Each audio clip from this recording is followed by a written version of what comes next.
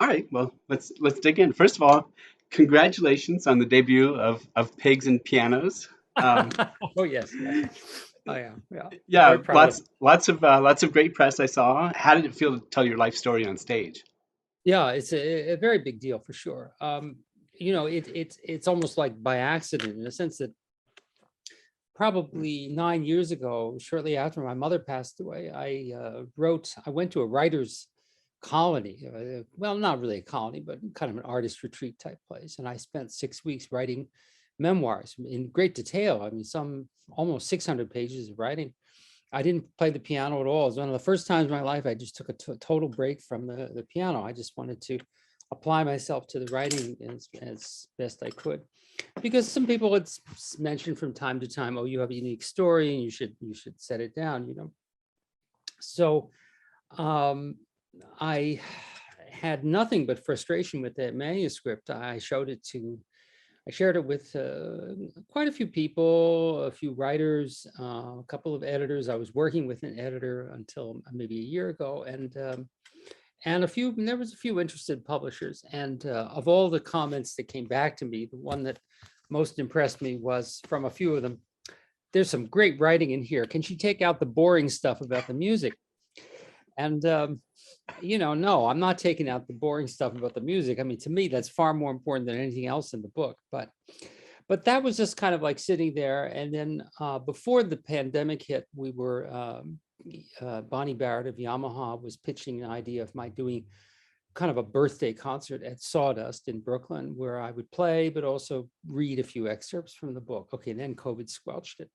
And while COVID was going on, Bonnie hooked up with this man who's involved in New York's theater community, which is a whole different ballgame from music. I mean, it's tangentially related, but and he had an interesting idea. I mean, he thought this was a good story to tell on stage, and I really embraced it. I have to say, because it's one thing to write, and I'm a fairly good writer. I want to say I'm much more than a competent writer. I'm a good writer, but essentially I'm a musician, and to tell my story in music is far more natural. This I can do, any day of the week.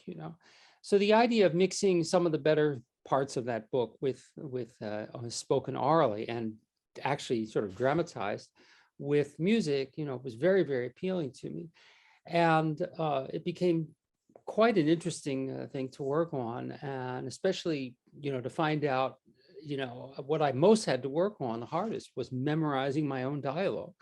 At first I was talking to the director and I said, well, I know what I want to say. And I'm used to talking to crowds and I just wing it. I said, no, you need to write a script. And writing that script was hard. Memorizing that script, well, editing the script and then memorizing it. All the literary things were indeed so challenging for me because that's not second nature to me. But in the end, I think it was a very, very good piece. I knew when the director was satisfied, he had a very good director to work with. And I knew it was something of good quality, and I was really, really happy with the review that came out in the New York Times. And it's funny now, some book people are after me all over again. So Yeah. bringing back, and hopefully this time I'm not going to complain about the dull music parts.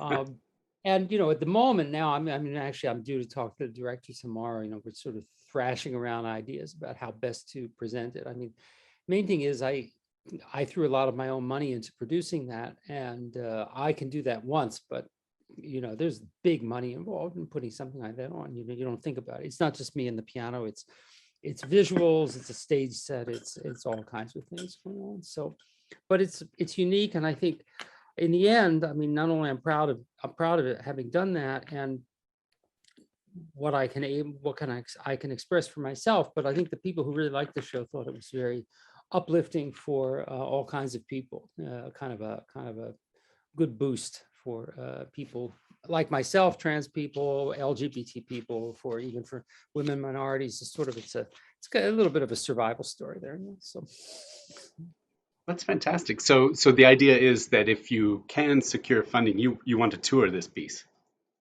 I think it can be toured quite successfully. Yeah, it's not too long and the music is not too boring. So well,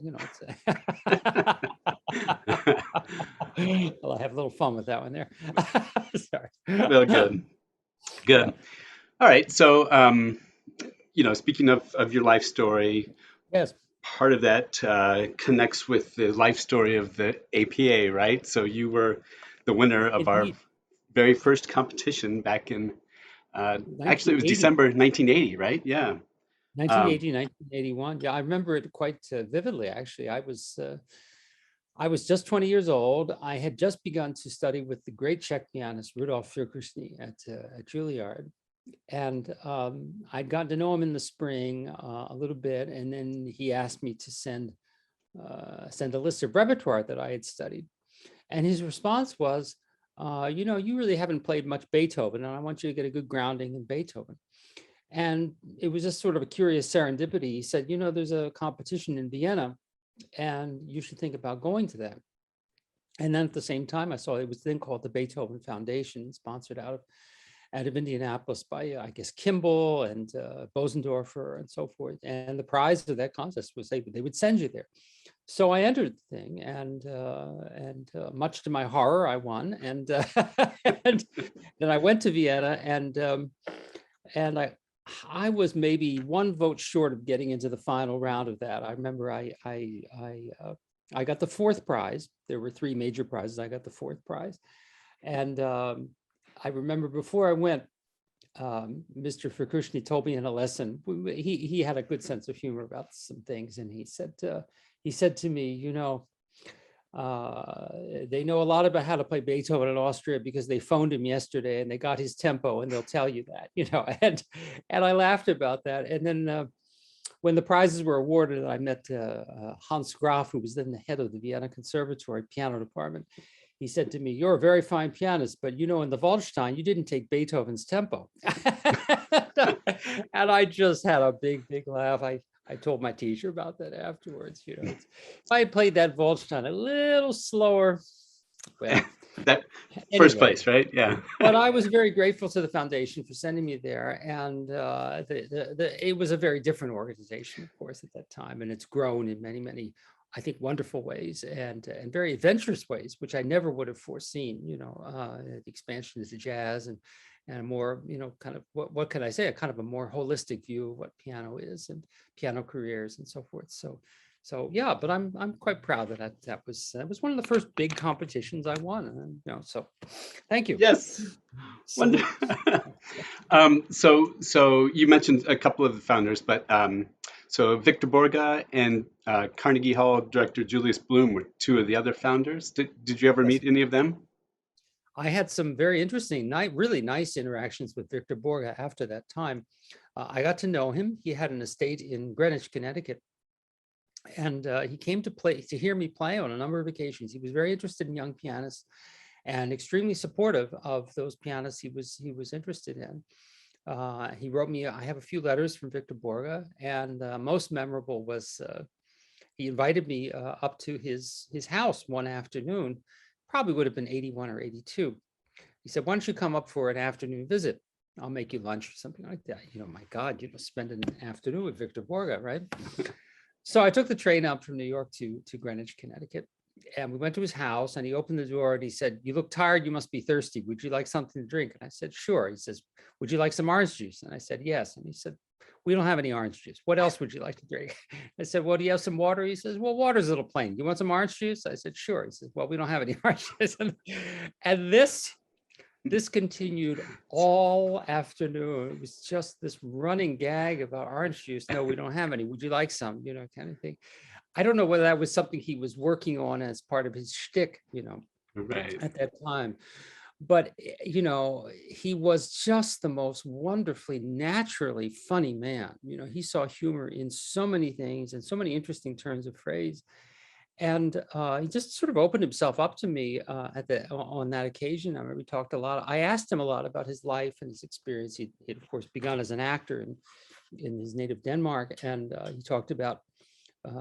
I asked him, had he, did he ever really aspire to a pure concert career, because he was a magnificent pianist. He'd studied with some I've heard great that. pianists, Nats Friedman, and he played. When he played, it had a magic, beautiful touch, really old school kind of majesty to it.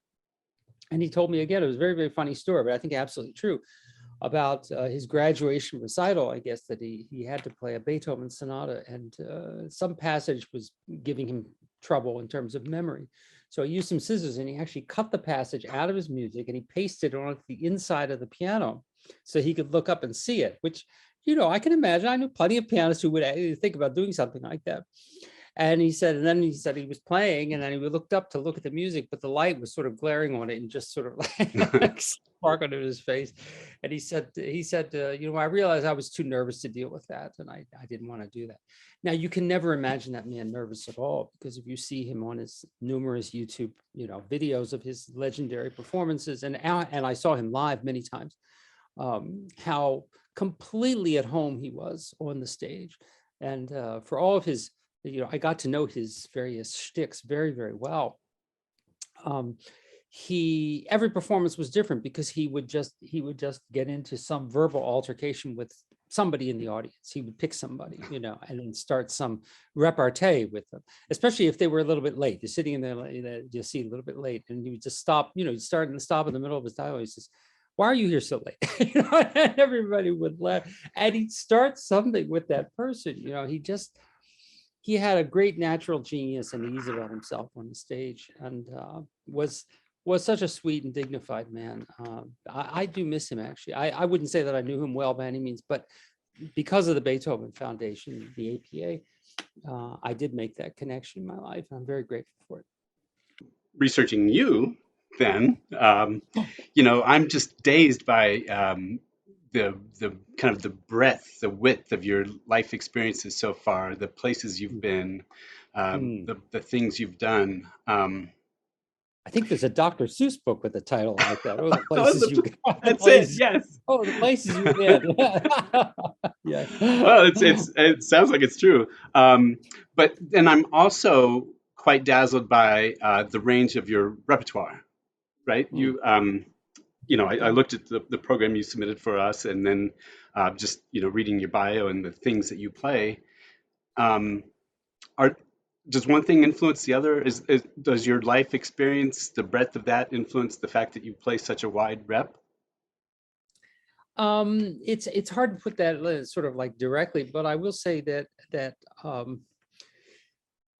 if I thought about the general sketch of my own life, there is some sort of thread of being put into a certain box and then getting out of that box and seeing what's out of there. So as a youngster, I was brought to study with a absolutely wonderful musician and pianist named Reynaldo Reyes. He was a Filipino pianist, and he had studied in Paris Conservatory. And growing up in the very dull, restrictive northwest suburbs of Baltimore, this man was a character unlike any that was in my immediate knowledge. It was an all-white suburban neighborhood, lower middle class, even poor white neighborhood. Integration was something that hadn't really fully come to Baltimore at the time I was a kid. But every Saturday we would go to this man's studio in Towson State University, and you never knew what language he'd be speaking on the phone. And he would, demonstrate a range of knowledge of repertoire things that was just astounding. He just had this incredible worldview. And for me, it was like the contrast between black and white and Technicolor, just the whole world of music that he opened me up to. And then at the age of 16, I went to Juilliard, and I was really, excited to leave Baltimore and go to New York. But in Juilliard, I had my own challenges. The very first teacher I had there was quite elderly and had alcohol problems and was not a good teacher. I wouldn't say he was a bad teacher, he was a non-teacher. I'm glad that I serenaded many of his best naps in the studio. And I was not the only one. I mean, the faculty, the piano faculty at the time was mostly quite elderly people. They just didn't have a retirement policy. And, you don't really retire from music. You play until the music stops, and that's about it. But I remember being really, really at a loss, that I had come from such a wonderful teacher, and now I really basically had no teacher. And I thought, what were my options? And I had one bolt of brilliance in there, and that was that I remember walking into the Juilliard Library, and I thought, I'm surrounded by great learning in this place, and if I don't take advantage of it, I'm stupid. I mean, And I began to sight read every morning for an hour to 2 hours a day. And I methodically went through that entire Juilliard piano library from A through Z over the first 2 years of my studies there. And just take a volume. Didn't matter how well I played, I just played through. And I started with Isidor Atron's Rhapsody #2. And 2 years later, I remember taking out the last volume on the shelf, which was Ephraim Zimbalist's Piano Concerto. And I mean, some of that music I didn't like very much, and some of it I didn't really want to play or whatever. But I'd given myself, I didn't even really quite know it, but I had given myself a comprehensive course in piano repertoire, piano literature, sight reading, introduction to all the technical things that one had to know. And to this day, I tell my own students that the two most important things you can practice in a practice room that are almost never practiced by so many pianists is one, sight reading, and two, transposition. These things are just very, very crucial. They don't even teach these skills really in the conservatories. They used to, but not anymore. Anyway, that's a rant for another time. However, what astonished me as I did all of that sight reading was to discover so much piano music that you never heard. I couldn't believe it. All up and down the halls of Juilliard, I heard terrific young pianists practicing Beethoven, Schumann, Brahms, Prokofiev, etc. I mean, these composers that we know.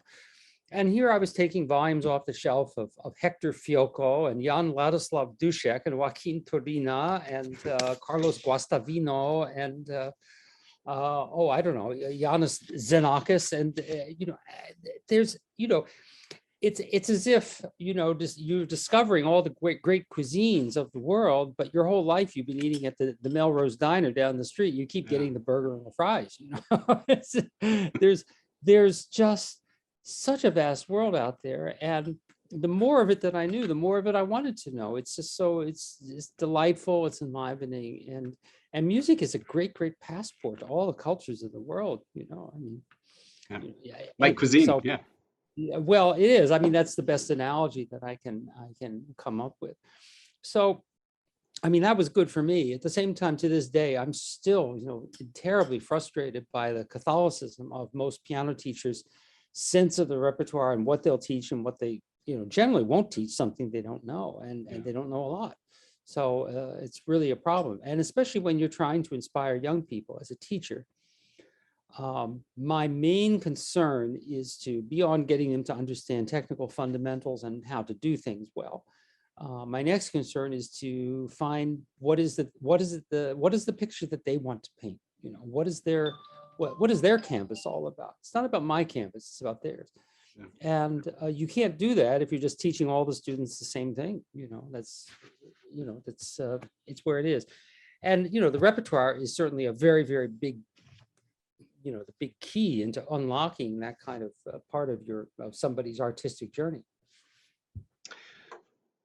Yeah, so looking at your program from March 13th in Indianapolis, the first half you start Baroque and classical, but then a composer that I had not heard of before, Federico Longas. Longas, yes. Longas. Yeah, so what is there a connection with those three pieces that you've got? Is there a reason that you put them in that order? No, I really wouldn't say so. The first piece is it started with the Handel, right? The Handel minuet. That's a transcription that was made by one of my teachers, a wonderful teacher, a great pianist named Mieczysław Munz, he was a Polish pianist and pupil of Busoni, and I was astonished to discover he wrote this beautiful piece and maybe a couple of other beautiful transcriptions right around the time in the 1940s that he was discovering that his family had been shipped to Auschwitz. I mean, it's so staggering that such a work of beautiful serenity would come out of his mind and hand at that time. So I play that a little bit as a tribute to him, but it's in E flat major, and it's a wonderful lead into the sonata in B flat that follows. So I tend to play those together. I don't take a break between those two. It's sort of like that's a warm up, and then the Mozart is the main thing. There's no connection between Mozart and Longas really whatsoever, other than I like the rhythm of each. And but the Longas is that's a set of pieces that is quite interesting to me. This is I've played a lot of Spanish music, but this was a kind of a new composer that I hadn't known very much about before, other than I guess it was a few years ago. I think I was in Victoria, of all places, Victoria, BC, and I was warming up before a concert with the orchestra there and using one of the piano teacher's studios at the university. And, you know, as usual, I was nosing around where I don't belong and looking on the shelves. And, you know, there were some volumes of collections of piano music. And I thought, well, I want to warm up. I want to sight read something. I still do that. I took one of those volumes, I opened it up. Here's Federico Longas, and it was one of those pieces called Sueño en Granada. And I thought, wow, that's really beautiful. And I took a photo of it with my cell phone, took it home. Then I started to read up about the composer, who his biggest piano piece is a work called Aragon, which is on the program. And that's actually dedicated to Vladimir Horowitz. And so it's written for really a first-class virtuoso. It's a big, showy, splashy Spanish piano piece. And there's a couple of recordings of it on YouTube, but in general, it's just not very well known. And I cannot find any record of Horowitz ever having played it. So this is kind of a detective story I like, is digging up this music by Federico Longas, which I recently recorded in Boston. Hopefully next year come out with it, either just online or maybe a CD or something Oh, like wonderful. that. Good. Wonderful, colorful, exuberant, lovely, very accessible Spanish music, I would say. Really nice stuff. So that's a nice little, it's a discovery, you know. I mean, like that. the program is a smorgasbord. It's something old, something new, something borrowed, something blue, you know. I love it. I love it. And second half, you know, features your own compositions, right? Yes. Titled A New York Sketchbook. Yes, that's Um, my New York sketch movie. That's one of the first things that I really composed. I was in my later 20s. I kind of went back to school and I took composition lessons with a wonderful, wonderful babushka type lady named Ludmila Yulechla. I love that. That name is so. And I wrote a number of piano suites. I wrote some songs. I wrote a work for violin and piano as well. And I liked them, and I was very proud of those. And she encouraged me actually to go into composition, but I didn't really want to, you know, to become a composer means that's another 8 hours a day for that in addition to piano. I didn't love it that much, but I put those things, all those things away into a drawer for a long, long time.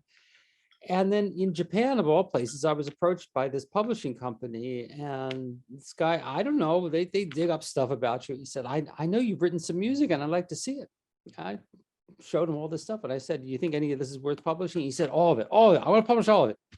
So slowly it's trickling out in publications in Japan. It gave me a little bit renewed kind of confidence about that. And yeah, those works were written around 1988, 1989. So yeah. the first piece is a little evocation of Riverside Park with the chimes in the background. And the second piece is kind of hopelessly romantic waltz, like what you imagine should happen in a New York fall setting with maybe Gene Kelly and Leslie Caron, you know, but it never turns out like that. And the last piece was my attempt. I was living in the Bronx at the time I wrote this. My attempt to turn car horns into music. It features a lot of honk, honk, honk, honk, honk, a little bit like Gershwin's use of horns in American in Paris. Anyway, I'll talk about that at the concert. Oh, good, good. Set that all up. The last bit on the program are 4 foxtrots that are transcribed from acoustic recordings and player piano rolls. Right. That's right. Yeah. We've got one of our a great friend of the organization collects player pianos and rolls, and you know, Really? I'm sure he would be super interested in the process. Did you do the transcription of these? Only one of them. 3 of them have been notated down by various people, but the one, it's called the do. I transcribed. I didn't write it down on paper. I listened to the recording so many times and played along with it, which is, I think, how a lot of certainly jazzers, but also in the 1910s and 20s, how, you know, kind of house piano players would have learned things. They kind of learned things by ear. Yeah, of course, that's a rich repository of great American music that is largely unnotated down. So, I mean, so much of it we've lost, but the young Gershwin in his teens, he cut hundreds of player piano rolls. I mean, that was his craft. He was training his left hand to do these foxtrot basses and the fabulous melodies and how he treats them. And it's funny, if you study a lot of those things and do a lot of listening, it absolutely affects the way that you hear his concert music of later years. The Rhapsody in Blue and the American in Paris and Porgy and Bess and all these things are all his conservatory training was foxtrots, one-player piano rolls. And when you hear a few of them, you can understand how he would sit down at the piano and just start to play, and people would listen to him for hours. Nobody wanted to stop him when he was doing that. I mean, if only, you could be a fly on the wall at one of those parties. Oh my God, amazing stuff. Wonderful. All right. So I look forward to hearing those then. Well, thanks, Lee. Thank you. Yeah. All right. Well, again, we're super excited to have you in town and part of our series, and I think it's going to be a really fascinating, interesting, diversion, wandering of a concert, right? I guess so. Good. Good. Yeah. We aim to please.